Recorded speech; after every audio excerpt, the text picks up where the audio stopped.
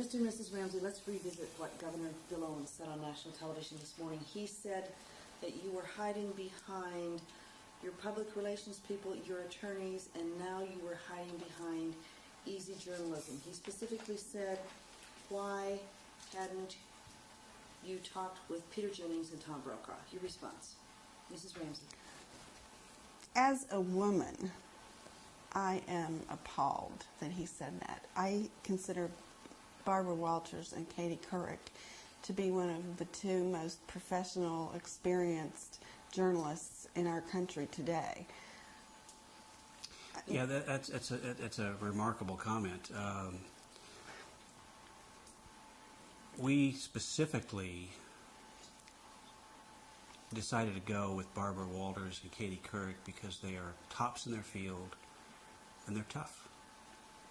And we didn't want to be criticized for not being challenged. They were open-ended interviews, no time limit, no restrictions. They demanded and got from us the right to ask us any question on camera that they chose to ask. We're not hiding behind anyone. And let me say one more time, we said this the last time the governor accused us of hiding behind our attorneys and PR firm. We have no PR firm. There were no attorneys present at the Barbara Walters interview or the Katie Couric interview. There are no attorneys present here today. And no restrictions. And no restrictions. Were you nervous about talking with either one of those newswomen?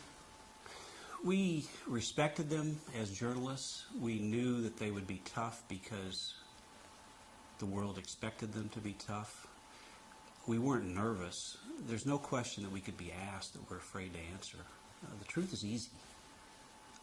Truth doesn't change. It's not frightening. It's not anything. It's the truth, and that's all it is. What do you miss most about your daughter, Mrs. Ramsey? I miss her butterfly kisses. She used to come up and give me a little brush with her eyelashes on my cheek, and her little hugs and her spontaneity. She was a spark plug in our life. She kept the place rocking. Mm-hmm. It's a huge vacuum in our family, all of our family. It is said that no parent should ever lose their child. You have lost 2 children. Mm-hmm. How do you survive? You survive first because you have other children that need you to survive. It's not easy. That's the first thing that you realize, is that I can feel desperately sorry for myself, but I have other children that depend on me now more than ever. We still have 3 wonderful, precious children. We have a grandchild on the way, which we're thrilled about. And you keep going because you're their parent. You have to. And it doesn't mean that you keep going 100% all the time. There are days when I'm in bed crying my eyes out for the whole day. You know, it's kind of an up and down situation.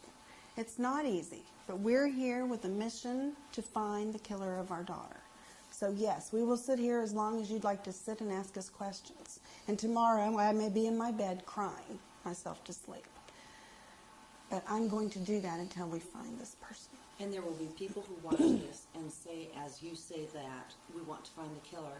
They'll say, well, you are the killer. You know, look, we're never going to convince cynics of the truth, so we don't try to.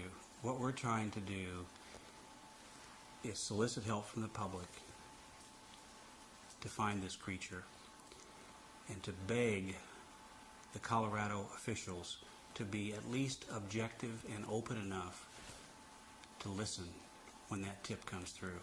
Then we'll find this person. What's going on with this hatred and obsession and fringe? I don't know. What we've learned through all this, we've come out of this realizing there are a lot of good people in the world. We've had wonderful people come forward and support us from all over the world. And even though you'd think that we would come out of this being hateful and want to go to a mountain retreat and fence ourselves off from the world. We realize there are some wonderful, good people in the world, but we also realize that there's some very fundamentally evil, bad people in the world. That's a fact. We were naive about that, but it exists. There are more good people than bad, but the bad exists. And we're never going to change that. And we're not trying to convince the bad people and the cynics and the hateful people that we loved our daughter and that we didn't kill her. We're trying to appeal to the good people and say, let's find this evil creature that's among us and put him away, because this person will kill another child. Do you want him to contact you? I would be desperate for a contact. At a minimum, please leave. You've done a crime that has captured world attention. Please tell somebody about it. Why? Because ultimately, we want to know who you are. And why does that person care what you think? That person, I'm sure, doesn't care what we think at all. I'm sure that person, we've been told that person was either very angry at me or was very jealous of me personally, and that's a heavy burden for me to carry. But this person should tell someone that they're the one.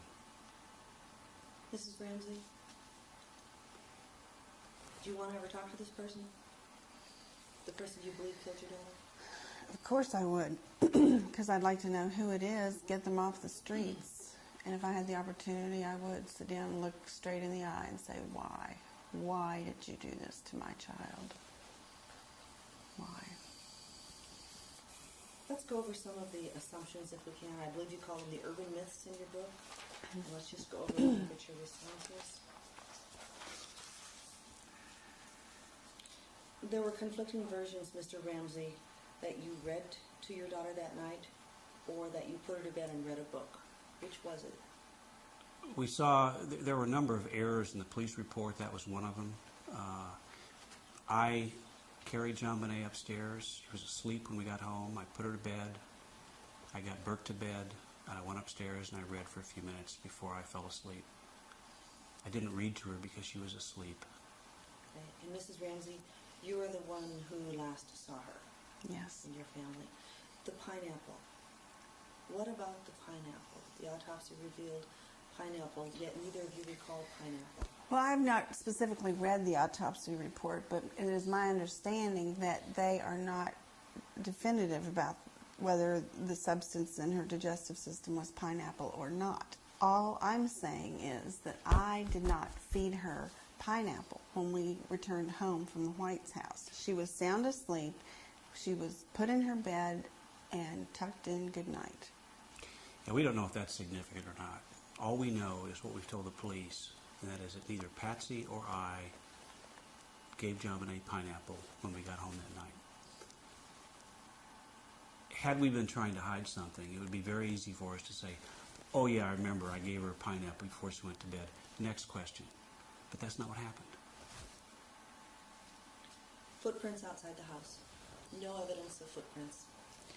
I think it said no footprints in the snow. And we have seen photographs that were taken the morning of the 26th By the police. by the police of each of the door entries and around the house, and there was no snow. Urban myth. Mr. Ramsey, you left the house to get mail. That, I heard that. I don't know where that came from. Our mailbox is not outside. There's a slot in the door.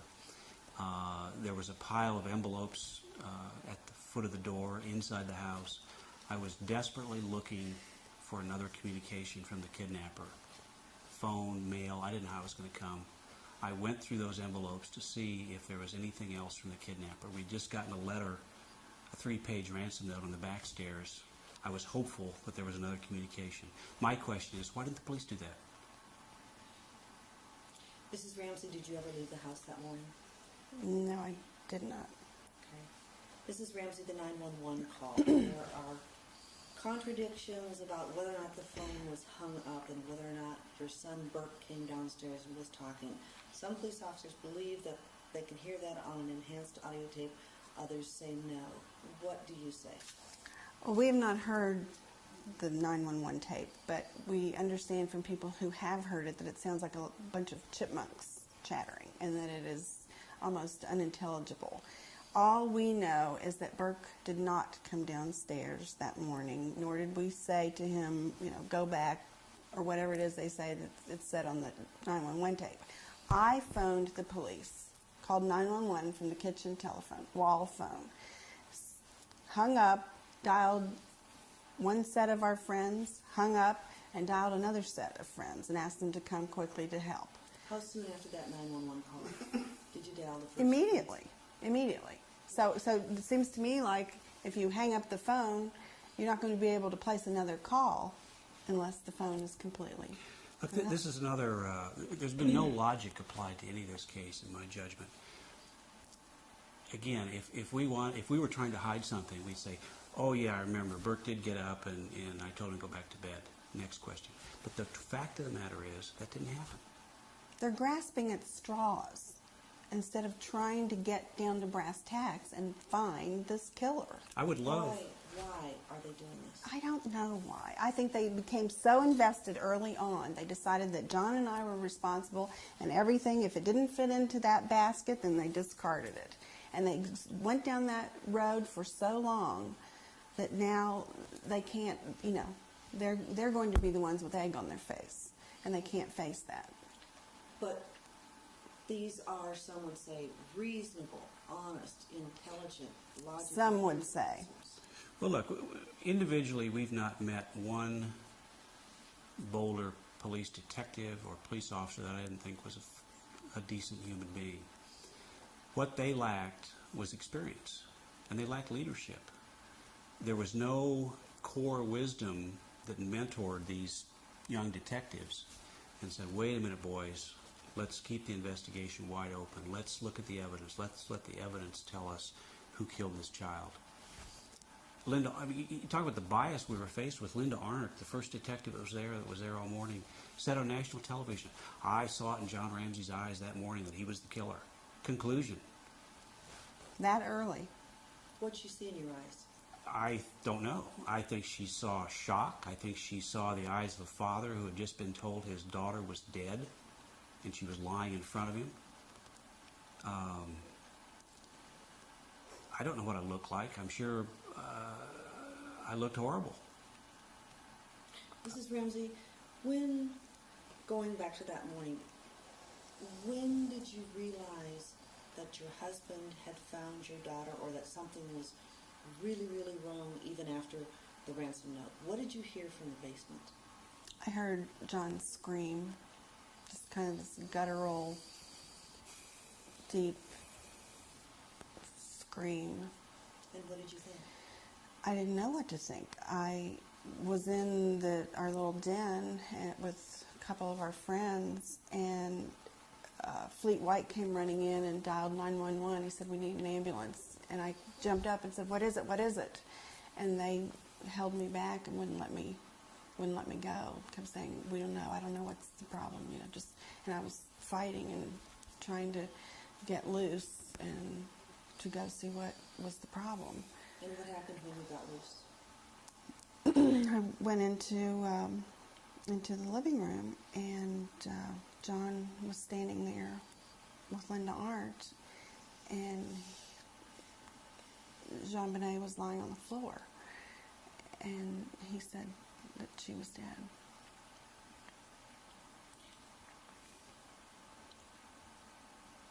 Mr. Ramsey, the police officers told you, or the police detective told you to search the house. Tell us about that, please. I don't remember exactly when it was that morning, but we were standing in the foyer of the house, and Linda Arndt asked me to take someone with me and go through the house thoroughly, look for anything that was out of the ordinary. Fleet was standing there, my friend, and we both went to the basement. and first went into what we call the train room, which is where we found the open window and the suitcase up against the wall. We looked there for glass, again, to see if we could find any glass, because the window was not only open, it was broken. Then I went to the room where we did find JonBenet. The door was latched. I unlatched and pulled it open, and knew instantly what I'd found. Tell us about that, please. Well, it was a rush of relief, but also fear, because her eyes were closed. I immediately took the tape off of her mouth, tried to untie her arms were bound above her head. I tried to untie the knot, and I couldn't get it untied. Her skin was cool to the touch, and I picked her up, and that's when I screamed, because I was, I guess, just realizing that things were not going to be okay after all. And things never have been since. No, they never will be. We've lost our child. It's never going to be the same.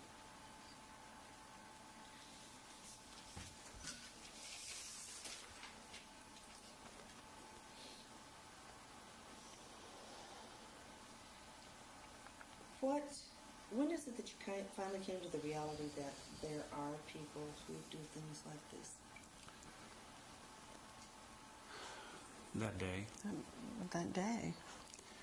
You read about crime in the paper, and you think, well, there must have been a reason, or it's not going to happen to you. And you kind of, we see so much crime on television. I think we almost put real crime in the same category as kind of make-believe that happens in a different world. This happened in our world, and for no reason that we know of. I hope that I have never done anything that has made someone so angry with me that they would kill my daughter. We don't think we know anybody that's this evil. But somewhere along the way, but our paths crossed with this creature. Somehow we got in their sights. I don't think it was a random act. No, I this person didn't just walk by our house that evening and decide to come in there. This was well thought out. What do you think, Mrs. Ramsey? What do you think happened? Did he stalk you that day? There must have been something like that. From what we talk with people who have experience in this, and they say that it was premeditated, that this person knew of us, may not have been a close acquaintance, but knew about us, knew about John's business, knew that we had children, and I believe was watching the house that day. And when we left in the afternoon, he came in. How long do you think this person was in the house, Mr. Ramsey? They certainly could have been in the house for 4 or 5 hours while we were gone. I don't know when they came in. Do you think the person was in the house before you left? I don't think before we left. I don't think so. I think they came into the house after we left. Were there when we came home. Waited till we fell asleep. One of our neighbors reported seeing a flashlight light in the kitchen around midnight, I believe. The beam of flashlight shining. None of this, it's so cruel, but it also, none of it makes sense. Look, this person is a monster. It's a subhuman. This person doesn't think like you and I do. This person is not going to make sense. I mentioned to you before that I wanted you to look at the ransom note again and just go over what you know about the ransom note with us, if I can find it.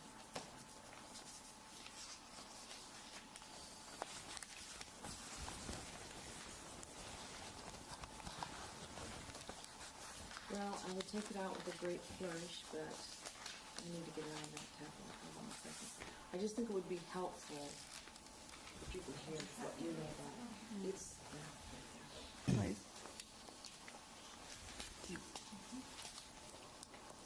Thank you.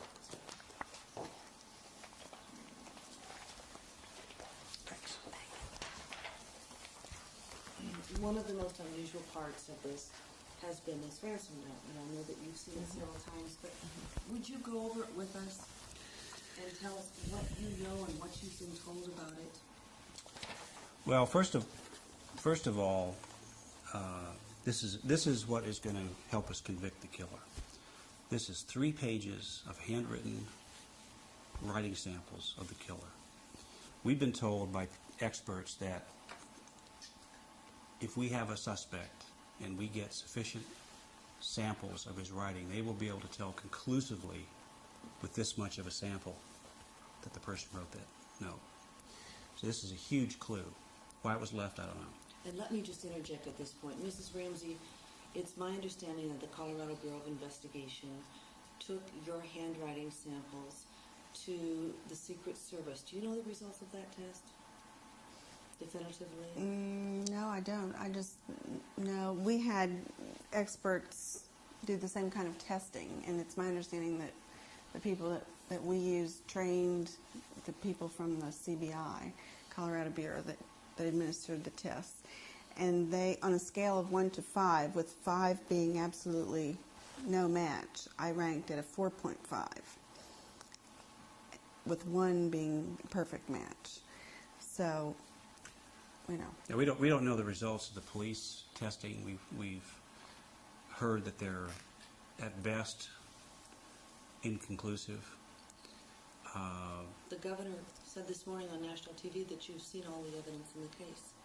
Oh, We I have would not be seen desperate. all the If there is evidence we haven't seen, I would ask the governor to please let us see it. Please let our investigators see it. What is it that you want to do with regard to this case? What we are desperate to have happen now, we've gone for 3 years. Only my family's been investigated.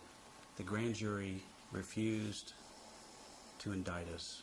And it takes very little evidence to indict someone. All we've done is gotten back to the beginning. But we don't want it to be the end. I'd like for political ambitions to be put aside. I'd like for egos to be put aside. There are no apologies needed, but let's get on with an investigation. Let's staff this investigation with seasoned, experienced homicide investigators, the best we can find, the best we can. How do we know that it's just because you don't like the outcome of what Boulder police have decided, that you're under an umbrella of suspicion, that you just want another chance? They can investigate us. If the governor would put together a seasoned investigative team to start over, go back through all the leads, all the evidence, we'd be fully cooperative. Right. And they can investigate us again if they want. That's fine. But please don't just investigate us, because if you do, we're never going to find the killer. There is lots of evidence. There is a lot of evidence. The Boulder police did a wonderful job of collecting evidence. Thank goodness. And that doesn't change. Evidence is evidence. We've got it. But we DNA need to that follow hasn't been the identified. evidence and do some follow-up investigating, not just dead end with John and Patsy Ramsey. Let's go with the ransom note. What do you know, what have people told you about phrasing or anything else in the ransom note? Well, there's obviously a couple of references, I think, to something that people think came from a couple of movies, which would lend one to think that it might be maybe a younger person who watches a lot of movies. Are you surprised that there are no swear words in it? I mean, if there is a huge degree of hatred for you? Yeah, I hadn't thought of that. No, that is surprising. Nor is John Bonet's name mentioned. All they say is, we have your daughter. They don't say we have John Bonet.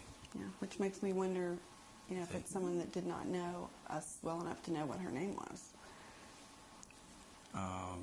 But we've been told that there's a lot of movie talk in here. This person liked movies.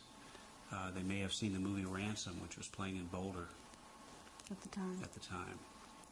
And there were some similarities between Ransom and your life in terms of the profile of the people involved. The billionaire. Have you ever seen the movie Ransom? No, I haven't seen the movie. Okay. Well then. Yeah, I've been told that it's very similar. Apparently, there's Clint Eastwood movie lines in this thing. We don't watch movies that much, so I was perplexed at why 118,000. Why not $1 million? I mean, why not? If this, but there's It's an only unusual this number. madman knows why. And of course, the supposition was that that was the amount of your bonus. That was a supposition I put forward early on as I looked back to try to figure out what that number meant. I offered that up to the police and said this possibly could be the case. I don't know that it was. Who knows? I mean, only the killer knows, and this is a deranged individual. Mrs. Ramsey, how many times did you have to write and read this note? Oh, I think I gave 5 or 6 handwriting samples. And they were extensive. We wrote and rewrote this note, which is terribly Right-handed, painful. left-handed, with different pens, different, angles, everything. Did they ask you to read the note? No, when the test was administered, they would verbally dictate what I was to write, and it was rather fast, so you didn't have time, I guess, to try to think about how you were making your letters. You just had to write as you always write to keep up. What do you think happened in your version of when the intruder broke in, how the intruder broke in, when the intruder wrote the ransom note, and when the intruder kidnapped Jamine? And do you think that the intruder wanted to actually take her out of the house, was actually going to kidnap her? We've been told by seasoned investigators that this is what it appeared. It is what it appeared. It was an attempted kidnapping. Something went very badly wrong. We believe that the killer was in the house when we came home. We believe the note was written before Jamine was killed. Whether it was before we got home or after we went to bed, we don't know.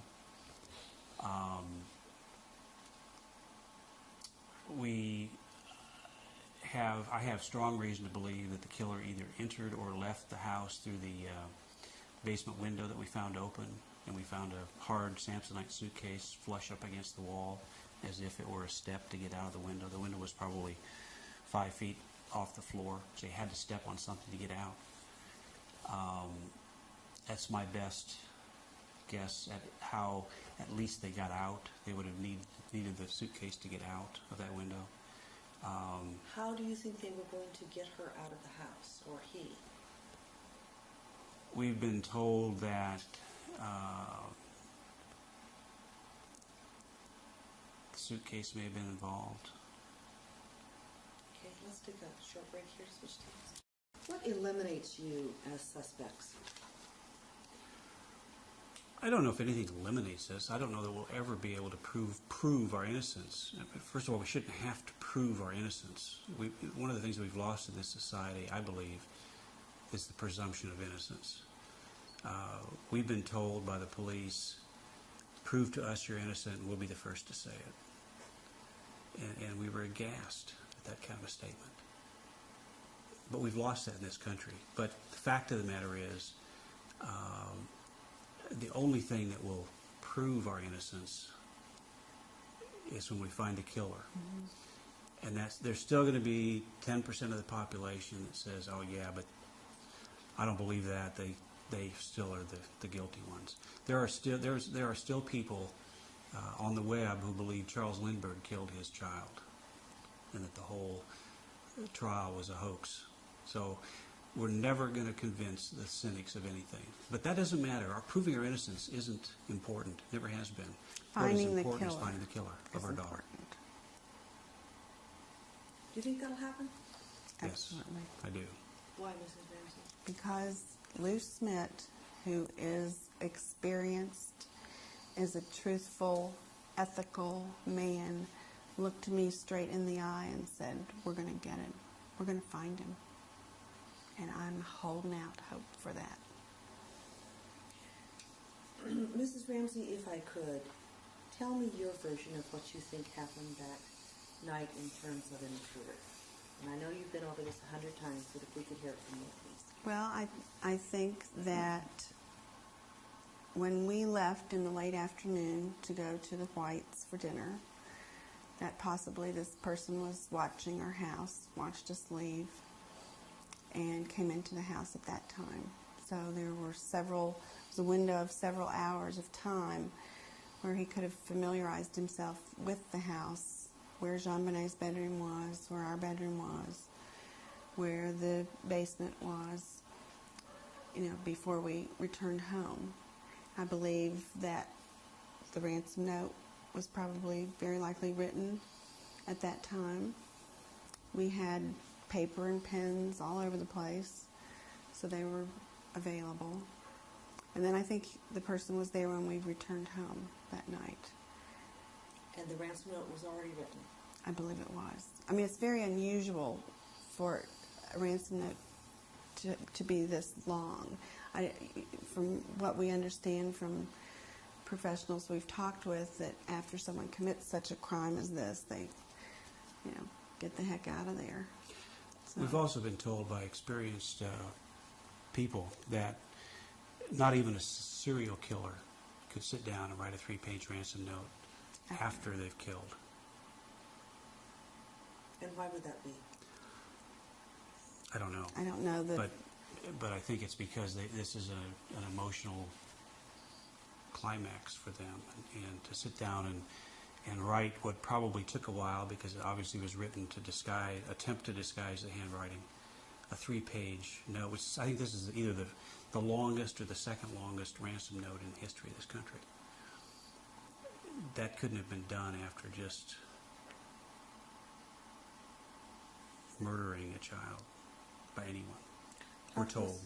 Talk to us a little bit about that, Mrs. Ramsey. Your child's been killed brutally, and then someone writes out this ransom note. Why do you think that that's not feasible? Why do you think it was written before? Because I have been told by people who are experienced in this field that is usually the way it happens. I have no previous knowledge about these kind of things, but we have been, in conversation and in we think about this every day. Every day, and we've sought out, the top people in the field that know about how the criminal mind works, and this is what we're going on. The profile that's in the book, all of that information is not from John and from me. This is from people that know what they're doing. The intruder took your daughter downstairs and could not get her out of the house? Is that what you suspect? That is what we've been told is a likely scenario by experienced investigators. Yes. Well, someone also said that typically the body is left in the house if the perpetrator doesn't have any place to take the person. And what does that mean to you? Well, I'm not sure what that means, other than that, he didn't want to take the body home with him or in his car or wherever, so she was left in the house. How is it that you are able to sit here and talk about the body, and it's your daughter? I have to kind of put it in a clinical perspective rather than emotionally when I can, to talk about it like this. We have a strong faith, and our Christian faith assures us that JonBenet is safe. She's in God's arms, in God's care, and we believe that. We know that.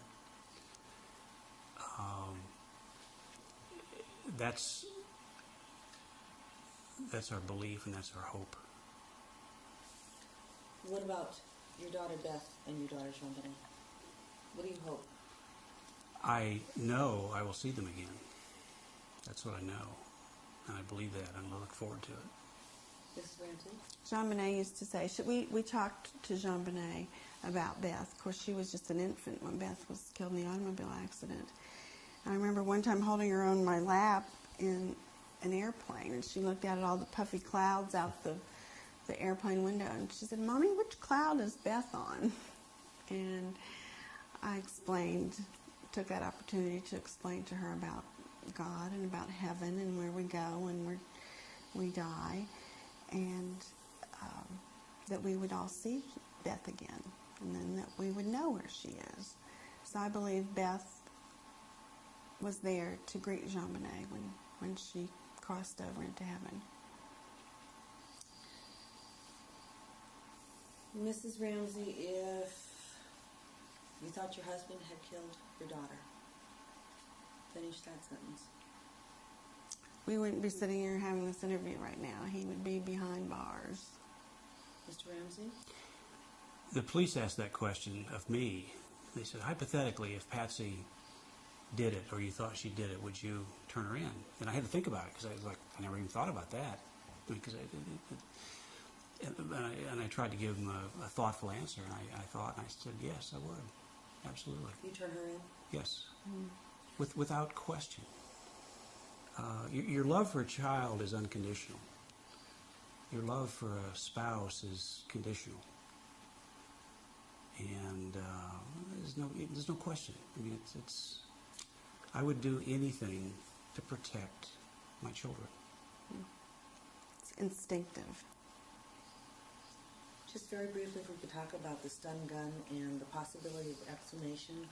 And you said you did not want to do that because... Well, it was brought up early on when we learned that a stun gun was involved, and I was asked by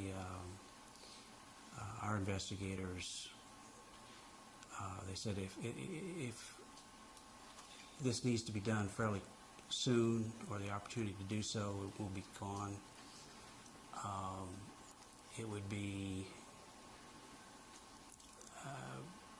possibly helpful, possibly not.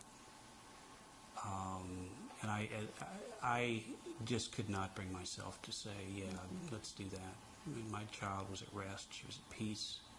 We'd laid her to rest. And I couldn't bear the thought of that. Even if it meant helping to find the killer?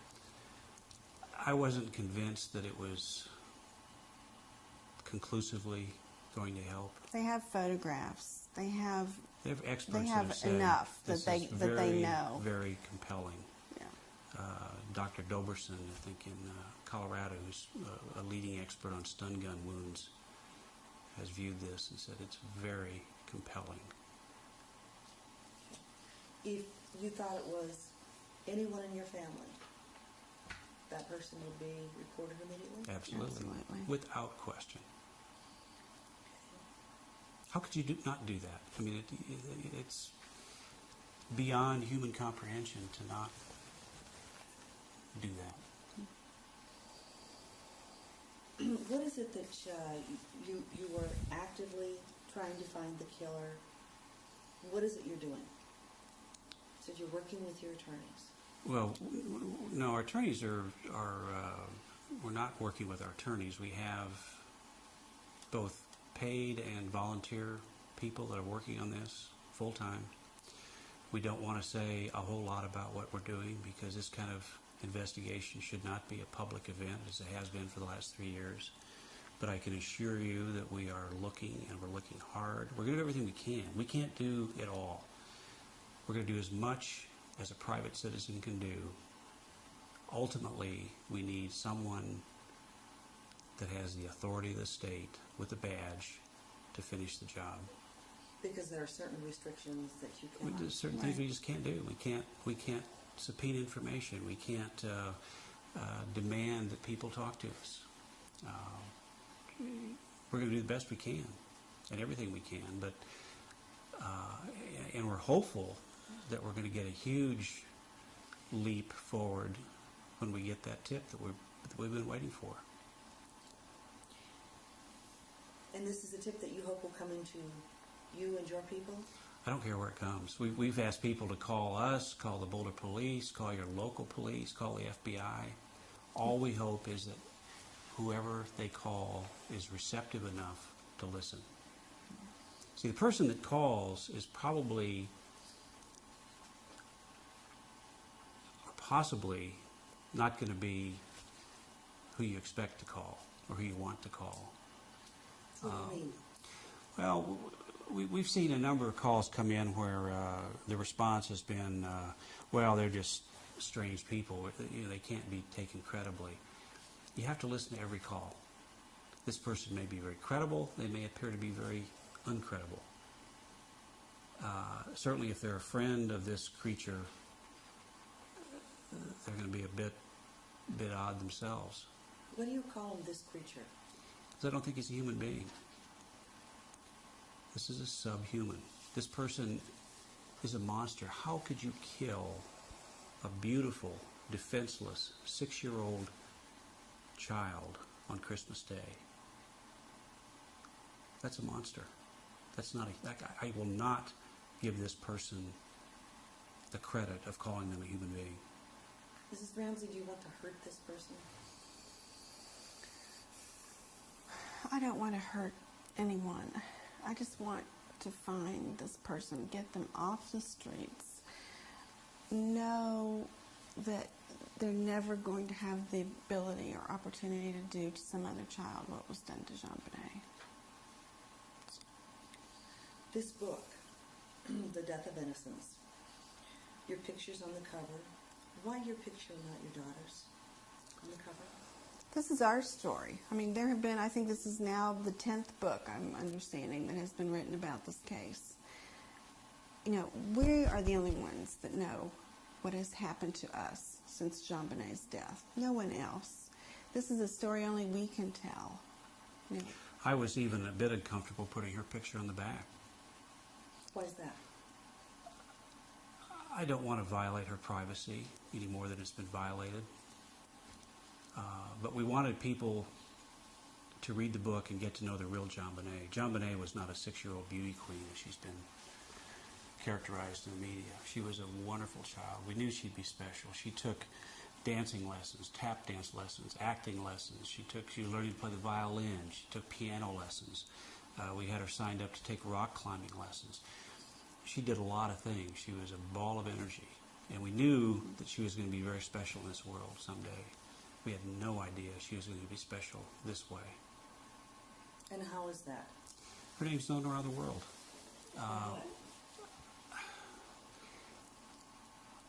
I think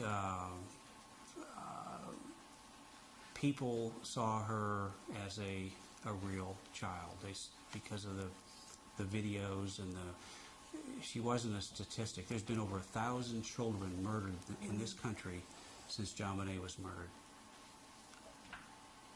I don't think the average person could name one of them. And that's tragic. That's horribly tragic. But for some reason, JonBenet's name became known around the world. I think there were probably a lot of factors that fed into it. The availability of the videotapes from the pageants and the photographs that were, sold enabled the public to know her more than just one little school snapshot picture that we normally may see if a child is killed in this country. And then I think compounding on top of that, they started spinning us into this real life JR or some mean, rich, horribly abusive parents, and all of a sudden it was a real life soap opera, and it just kept spinning and spinning and spinning. And where is it now? At this point, we want to get the investigation back in full swing. I mean, to my knowledge, look at all the people that have gone down the drain in the police department. Everyone who knew anything about this case, from Steve Thomas to Linda Arndt, and everyone in between are gone. They've folded, closed their cards, and headed home. So there's no one, to my knowledge, working on this case as we speak, except our people. The governor made a direct statement to you when he decided not to have a special prosecutor.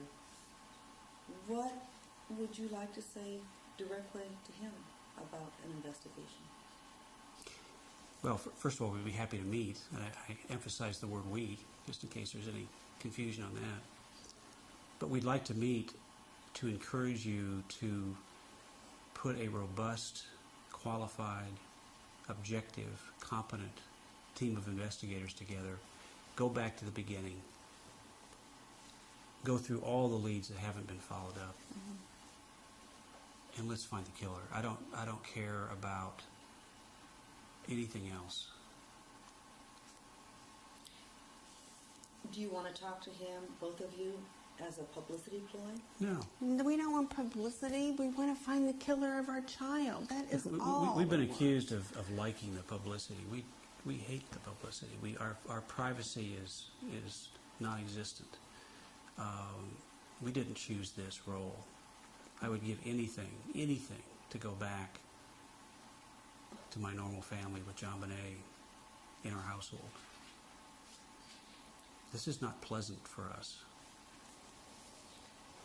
The videotapes, is it my understanding that they were bought up by someone and then sold to the media? That's my understanding. These videotapes were taken at these functions, which were usually on a Sunday afternoon with families in attendance, so that the mother and dad could sit and enjoy the program rather than have to be fussing with the camera all the time. So then these tapes were made available at a very nominal price, that you could buy and take home and have.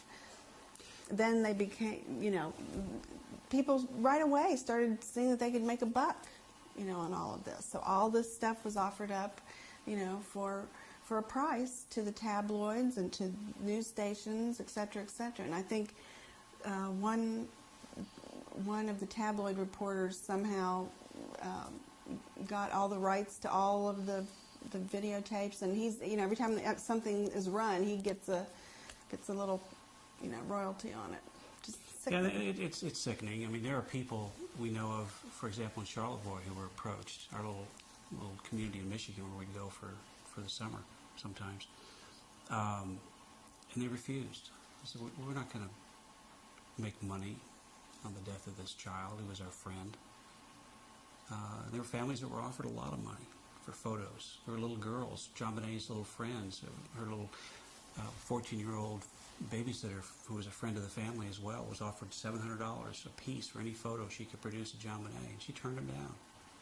There still are Because people she had around with principles. integrity. But there are people that don't have any integrity, and sadly, we were around some of those, I guess. Mrs. Ramsey, when was the last time you saw your daughter alive?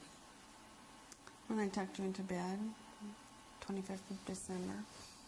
And what did she say? She was Oh, asleep. that's right, she was asleep. Sound asleep. Mr. Ramsey? The same. And when I carried her upstairs and laid her in bed.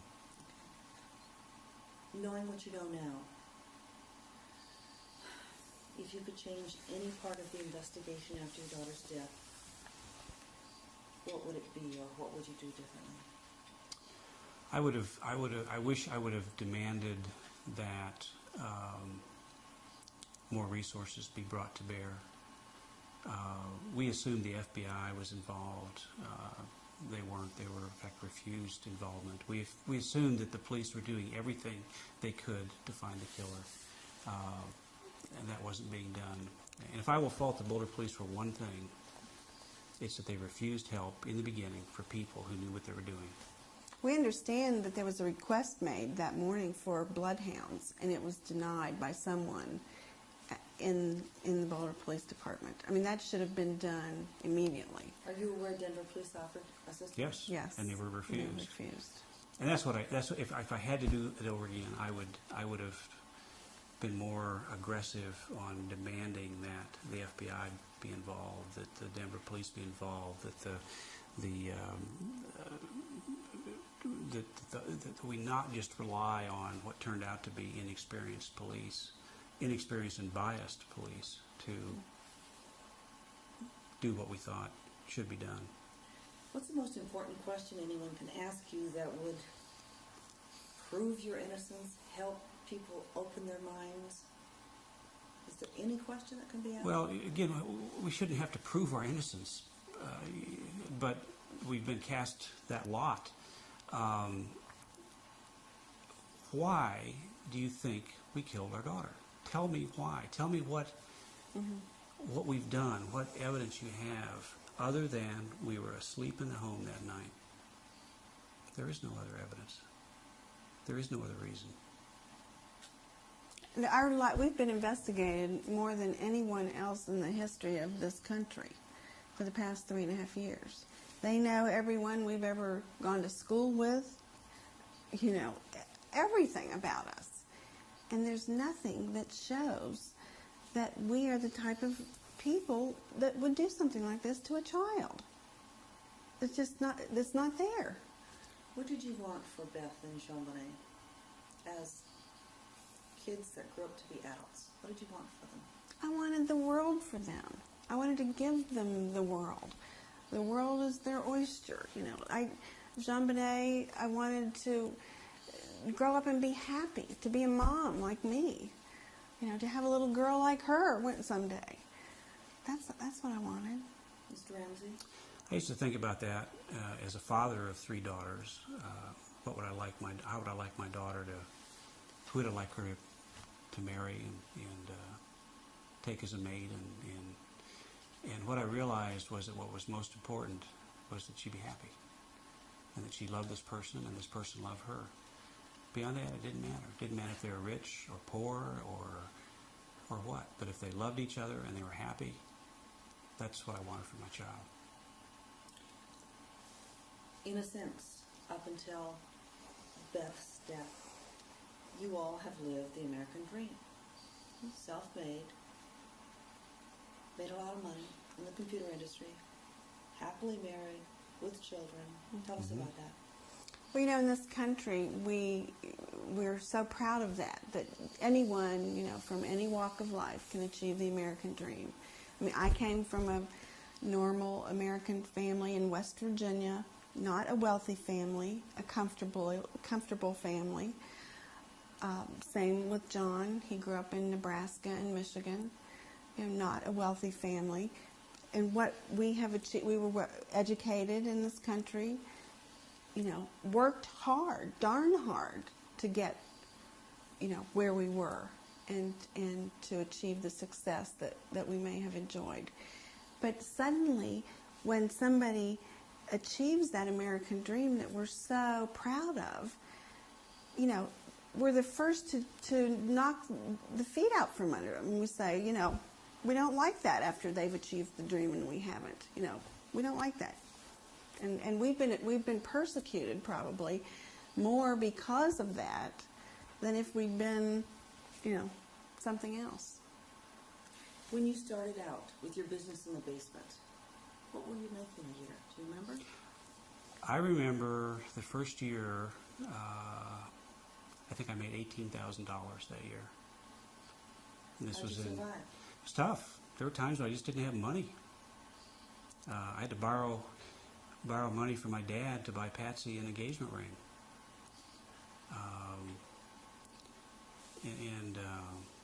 But we thought we were okay. You know, we Why'd you go with this kept man gas in the with car. no potential? You know, people have asked me that, and I think the thing that I observed in John early on was that he was so kind to his children. He had 3 little kids when we started dating.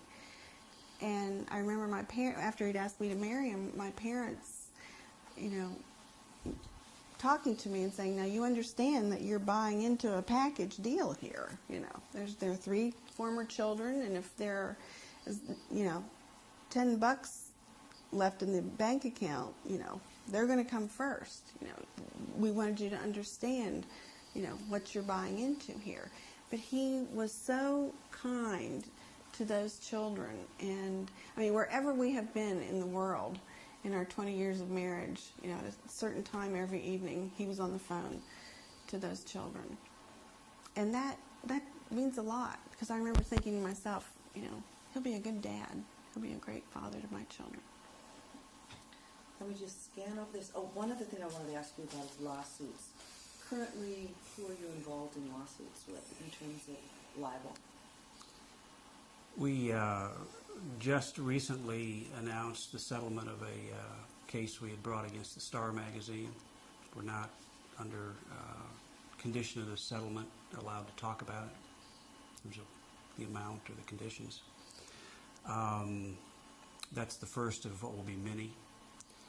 I believe as we speak, our attorney's filing a suit today against the Globe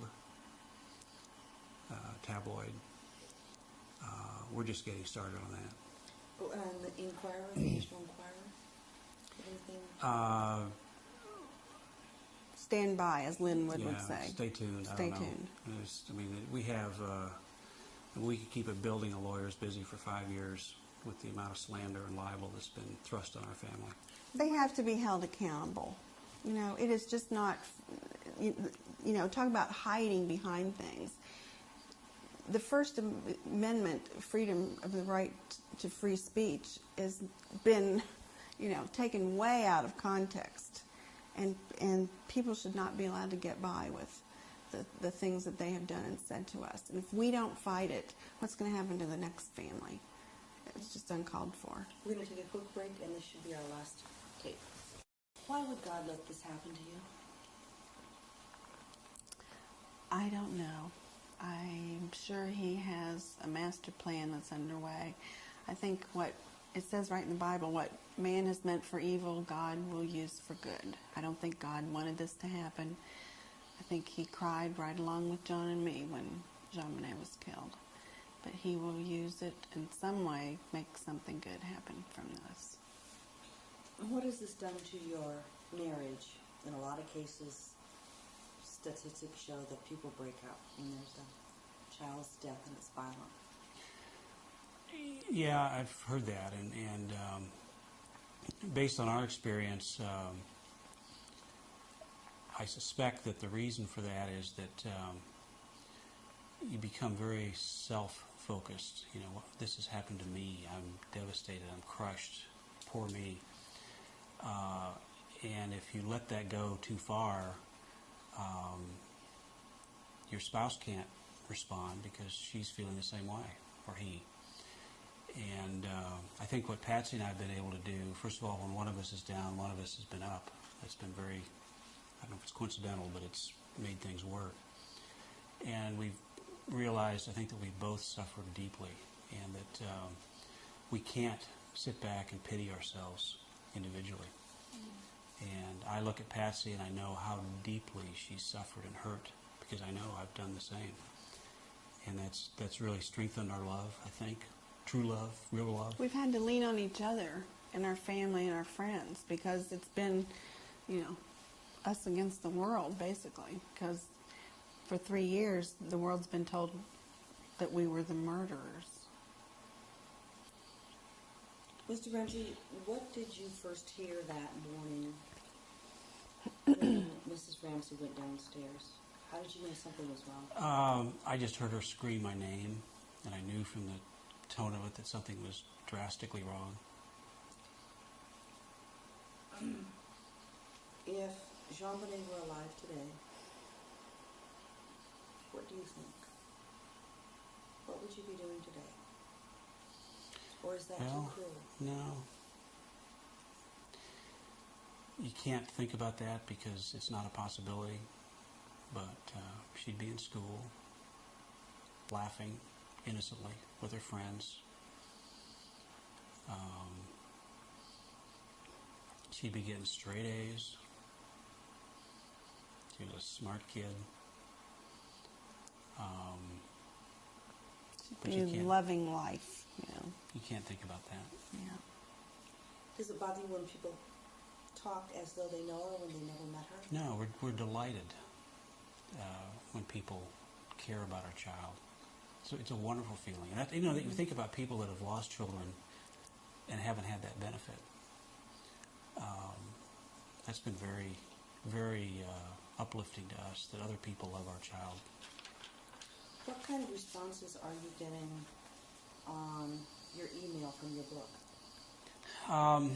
We've gotten some. I check it probably 3 times a day, and our investigators check it as well. We get surprisingly a lot of just communication. I'm glad I found a way to tell you, and 9 out of 10 are either I wanted to tell you I believed in you and to hang in there, or We're praying for you. I may have thought you were guilty, but after seeing more clearly what went on. I believe in your innocence. 1 out of 10 is off the deep end, hateful, violent, and a few are tips, interesting tips. Mm-hmm. What are there any leads that you consider good leads from the money offered? We have some great leads, absolutely, and we're pursuing them. Can you talk about them? Not at this point. We don't. All we want the killer to know is that we're stalking him, and you're not going to get rest. You're not going to get peace. Just beware. Be aware.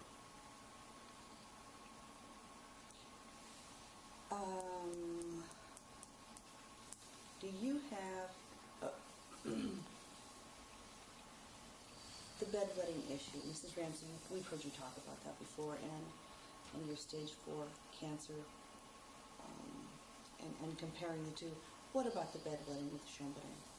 It was not an issue. I mean, I've said this before. All children have accidents. If she was especially tired when she went to bed and didn't go to the bathroom before she went to bed, she could have had an accident. You know, it was few and far between. It was not a big deal. All 4 of our other children had similar experiences. You know, that was made much too much of something It's of nonsense. nothing. Absolute nonsense. Few and far between means what? Oh, I don't know. I mean, I didn't keep track, you know. Not enough to be alarmed, enough to even speak to a doctor about it. Okay. All right. Is there anything else that either one of you would like to add with regard to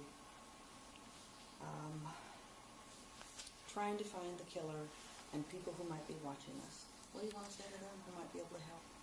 Please call. If you have any idea, no matter how far-fetched it is, call us, email us, write us, call the police, call Crime Stoppers, call your local police.